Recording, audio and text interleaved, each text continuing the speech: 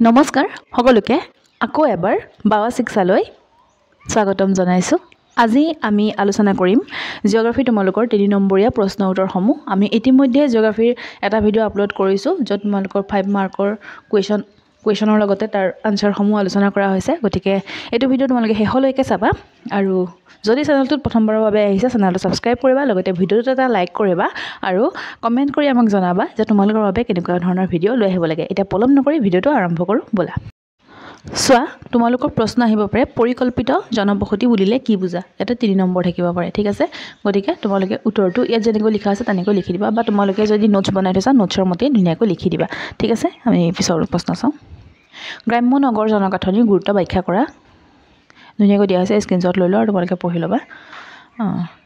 আগৰ ভিডিঅ'টো চাই কেনে পাইছা জনাবা, আৰু পৰীক্ষাৰ বাবে কিমানখিনি প্ৰিপাৰেশ্যন হৈছে, কিমানখিনি হৈ গৈছেগৈ পঢ়ি জনাবা। আৰু পিছৰটো চাওঁ। আকাশী পথ ব্যৱস্থাৰ সুবিধা আৰু অসুবিধাসমূহ লিখা। ধুনীয়াকৈ দিয়া হৈছে চোৱা। তোমালোকৰ এই যোনখিনি কুৱেশ্যন মই আজি লৈ আহিছোঁ 3 নম্বৰৰ কাৰণে, এই কুৱেশ্যনখিনি তোমালোকৰ আগৰ পৰীক্ষাত আহি যোৱা কুৱেশ্যন 2020ৰ 2022ৰ আৰু 2024ৰ কুৱেশ্যনৰ ভিত্তিত লোৱা হৈছে। গতিকে এইখিনিয়েই যে আহিব তেনেকুৱা কোনো কথা নাই, এনেকুৱা কুৱেশ্যন আহিব। এইখিনি কুৱেশ্যন দিয়া হৈছে যাতে তোমালোকে কুৱেশ্যনসমূহ দেখি পেলাই পৰীক্ষাত গৈ এনেকুৱা নালাগে যে কুৱেশ্যনটো মই দেখাই নাই। গতিকে সেইটো কাৰণে দিয়া হৈছে, তোমালোকে চাই লোৱা। লো আৰু তীখা উদ্যোগৰ গুৰুত্ব লিখিব দিয়া হৈছে ধুনীয়াকৈ। তাৰপিছত চাওঁ, ভাৰতৰ জলসম্পদৰ সমস্যাসমূহ আলোচনা কৰা। ধুনীয়াকৈ কৰা হৈছে। তাৰপিছত অপৰম্পৰাগত শক্তিৰ উৎসসমূহ বুলিলে কি বুজা? তাৰপিছতে 7 নম্বৰতে সামূহিক যোগাযোগ পদ্ধতি বুলিলে কি বুজা? কুৱেশ্যন আহিব পাৰে, ঠিক আছে। অসমত মৰাপাট খেতিৰ বাবে থকা অনুকূল ভৌগোলিক অৱস্থাসমূহ উল্লেখ কৰা। স্ক্ৰীনশ্বট লৈ লোৱা, পঢ়ি ল'বা। অসমৰ জলবায়ৱিক ঋতুসমূহৰ মুখ্য উদ্দেশ্যসমূহ লিখা। পৰহিলৈ পৰীক্ষা হ'লেই, গতিকে এতিয়া আৰু পঢ়াহে কথা। অসমৰ চাহ উদ্যোগৰ ওপৰত এটা টোকা লিখা। ধুনীয়াকৈ লিখা হৈছে চোৱা। তাৰপিছত অসমৰ পলসুৱা মাটিৰ বৈশিষ্ট্যসমূহ লিখা দিয়া হৈছে ধুনীয়াকৈ। এইখিনি লিখিব লাগিব, তেনেকুৱা কোনো কথা নাই। তোমালোকৰ কিতাপত ধুনীয়াকৈ আছে, তোমালোকে আগতে পঢ়িছা, সেইসমূহে লিখিবা। মই খালি প্ৰশ্নসমূহত ওপৰত গুৰুত্ব দি পেলাই ভিডিঅ'টো লৈ আহিছোঁ, ঠিক আছে, যাতে প্ৰশ্নসমূহ দেখিলে তোমালোকৰ পৰীক্ষাত এনেকুৱা লাগে প্ৰশ্নটো মই দেখাই নাই, ঠিক আছে। সেইকাৰণে প্ৰশ্নসমূহ অনা হৈছে, এনেকুৱা ধৰণৰ প্ৰশ্ন আহিব। তাৰপিছত তৃতীয়ক বৃত্তি হিচাপে পৰ্যটনৰ গুৰুত্ব সম্পৰ্কে লিখা। ধুনীয়াকৈ লিখা হৈছে চোৱা।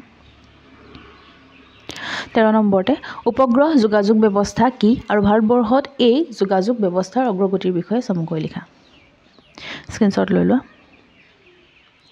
ইয়াৰ পিছত 14 নম্বৰতে নগৰীকৰণ কি আৰু নগৰীকৰণৰ 2টা কাৰণ উল্লেখ কৰা। এনেকৈ কৰা হৈছে। ইয়াতে যদি বানান ভুল থাকে শুদ্ধ কৰি ল'বা আৰু দেই। 15 নম্বৰতে চাওঁ, জনসংখ্যা আকাৰৰ ভিত্তিত ভাৰতবৰ্ষৰ নগৰসমূহ শ্ৰেণী বিভাজন কৰাটো ধুনীয়াকৈ কৰা হৈছে। এইখিনি টাইপিঙত অলপমান ইফাল সিফাল হৈ গৈছে, তোমালোকৰ কিতাপত চাগে ধুনীয়াকৈ আছে, তাৰ পৰা চাই ল'বা। 16 নম্বৰটো অসমৰ বৰাক উপত্যকাৰ বিষয়ে চমুকৈ টোকা লিখিবলৈ দিছে। ইয়াৰ উপৰি যদি ব্ৰহ্মপুত্ৰ উপত্যকাৰ ওপৰতো আহে তোমালোকে চাই যাবা, ঠিক আছে। তাৰপৰা অসমৰ পেট্ৰলিয়াম উদ্যোগৰ গুৰুত্বৰ বিষয়ে চমুকৈ লিখা। স্ক্ৰীনশ্বট লৈ লোৱা, পঢ়ি ল'বা। ভাৰতবৰ্ষত খনিজ সম্পদ পোৱা 3টা প্ৰধান অঞ্চলৰ বিষয়ে চমুকৈ লিখা। ধুনীয়াকৈ দিয়া হৈছে। 19 নম্বৰতে চোৱা, অসমৰ গ্ৰাম্য আৰু নগৰীয়া জনবসতিৰ বিষয়ে এটা চমু টোকা লিখা। ইয়াৰ পিছতে চোৱা, ভাৰতৰ বৈদেশিক বাণিজ্যৰ বৈশিষ্ট্যসমূহ উল্লেখ কৰা। ধুনীয়াকৈ কৰা হৈছে। এইখিনি ধুনীয়াকৈ পঢ়ি ল'বা, ধুনীয়াকৈ পঢ়ি ল'বা, ভালকৈ পঢ়ি ল'বা বুলি ক'বলৈ সহজ হয়নে? পঢ়া সকলোৱে জানে কেনেকুৱা লাগে, ইমানখিনি ছাবজেক্ট পঢ়িব লাগে, হয় নহয়? বুজি পাওঁ দিয়া। অসমৰ জল পৰিবহণৰ ওপৰত এটা চমু টোকা লিখা। চমু টোকা লিখা হৈছে ধুনীয়াকৈ চোৱা। তাৰপিছত ভাৰতত কোনসকল ব্যক্তিক শিক্ষিত বুলি গণ্য কৰা হয়? তাৰপৰা মানৱ বিকাশৰ পথসমূহৰ বিষয়ে আলোচনা কৰা। ধুনীয়াকৈ কৰা হৈছে চোৱা। মই যে বাৰে বাৰে কওঁ তোমালোকে এই ভিডিঅ'সমূহ অকল ৰিভিজনৰ কাৰণে চাবা, কাৰণ কোনোবাই তোমালোকক ক'বও পাৰে যে এই 10টা চাই যোৱা, এই 10টা কমন 100% কমন আহিব বুলি কৈ দিব। তোমালোকেও চাই যাবা আৰু বেলেগ নপঢ়িবা।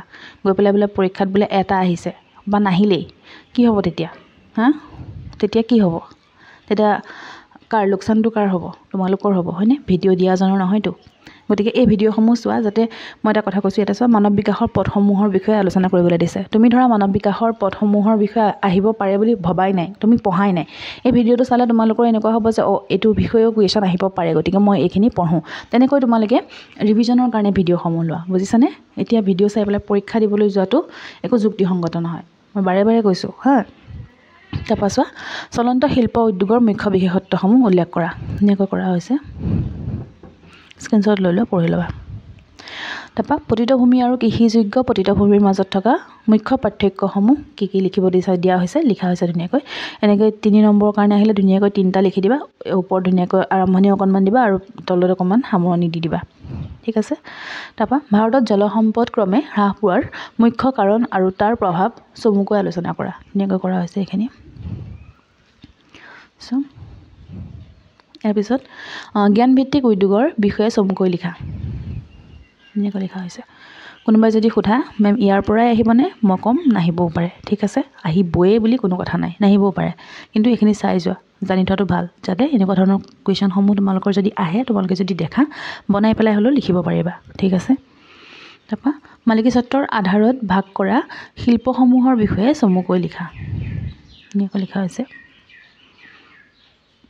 তাৰপৰা পাহাৰীয়া অঞ্চল উন্নয়ন কাৰ্যসূচীৰ বিষয়ে লিখা হৈছে চোৱা স্ক্ৰীনশ্বট লৈ লোৱা আৰু পঢ়ি ল'বা সময় এতিয়াও আছে গতিকে কিতাপখন ধুনীয়াকৈ পঢ়া এইখিনিও পঢ়া তোমালোকে যি নোটছ বনাইছিলা সেইখিনিও ধুনীয়াকৈ পঢ়া কুৱেশ্যন তাৰ ভিতৰতে থাকিব এইখিনি কুৱেশ্যন চাই গ'লে তোমালোকৰ ইয়াৰ পৰাই তোমালোকে 1 নম্বৰীয়া কুৱেশ্যন আহিলেও কৰিব পাৰিবা কিছুমান আৰু কিছুমান 2 নম্বৰীয়া 3 নম্বৰীয়া 5 নম্বৰীয়া বুলি কথা নাই কুৱেশ্যনসমূহৰ কনচেপ্টটো যেতিয়া আমাৰ ক্লিয়াৰ থাকে আমি চব কুৱেশ্যনে কৰিব পাৰোঁ তাৰপাছত ভাৰতত উপগ্ৰহৰ দ্বাৰা কৰা যোগাযোগ ব্যৱস্থাৰ বিষয়ে লিখা ধুনীয়াকৈ দিয়া হৈছে চোৱা আৰু তোমালোকৰ বাবে আজি এই 30টা প্ৰশ্নৰ উত্তৰেই আছিলে আৰু মই কেইটামান প্ৰশ্ন লৈ আহিছোঁ এই প্ৰশ্নখিনি তোমালোকে মোক কমেণ্ট বক্সত লিখি জনাবা আৰু ইয়াৰে প্ৰথমটো হৈছে যে অসমৰ 2টা তেল শোধনাগাৰৰ নাম কোনে কোনে জানা হুগলী উদ্যোগ অঞ্চল থকা ৰাজ্যখনৰ নাম তাৰপিছত অসমৰ 2খন অভয়াৰণ্যৰ নাম অসমৰ এখন জৈৱ সংৰক্ষিত অঞ্চলৰ নাম ৰেংমা পাহাৰ ক'ত অৱস্থিত পানী প্ৰদূষণৰ দ্বাৰা সৃষ্টি হোৱা এবিধ বেমাৰৰ নাম